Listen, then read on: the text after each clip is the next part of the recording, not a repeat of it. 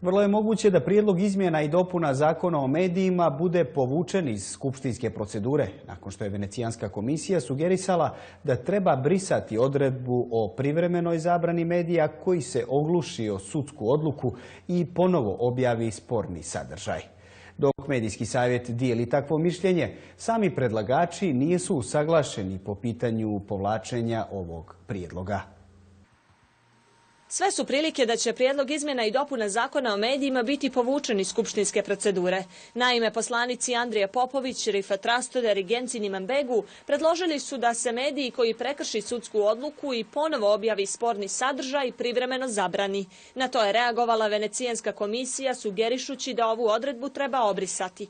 Takvog stava je i Medijski savjet. Ovaj najnoviji predlog se vrlo malo razlikuje od onog s kraja prošle godine. I mi smo i za njega tvrdili da neće dobro donijeti medijima u Crnoj Gori. I ne samo što ne bi dobro donio, već bi narušio medijsku slobodu, kaže Vujović. Uvođenje kategorija poput javnog morala, odnosno najnovija mogućnost zabrane medija su predlozi koji vuku medijske slobode i slobodu izražavanja unazad i predstavljaju veliki korak unazad u odnosu na prethodnu medijsku regulativu. To svakako nije bio cilj predlagača ovih izmjena, kaže jedan od njih Andrija Popović, objašnjavajući da se radi o iznuđenom rješenju kako bi se stalo na kraj zloupotrebi javnih glasila. Sloboda medija se nikako ne smije ugroziti, naročito ta dostignuta sloboda medija u Crnoj Gori, i vjerujem da će svi ovi budući koraci koji se budu sprovodili biti u pravcu toga da ipak mediji regulišu sami sebe. A da li će jedan od njihovih budućih koraka biti povlačenje ovog predloga još nije sigurno.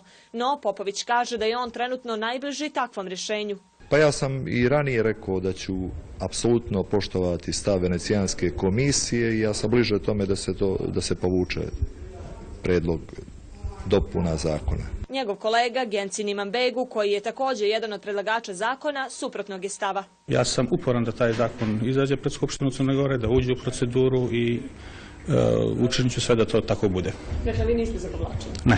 Kako je za povlačenje dovoljno da samo jedan od predlagača bude za, Imanbegu najavljuje da će u tom slučaju sa istim predlogom izaći samostalno. Medijski savjet za samoregulaciju smatra da se problem uvrede i klevete u medijima ne može rješavati tako što će se dati ovlašćenje tužiocu i nadležnim sudovima da zabranjuju medije, već da bi trebalo uraditi poseban zakon koji bi pratio dekriminalizaciju klevete.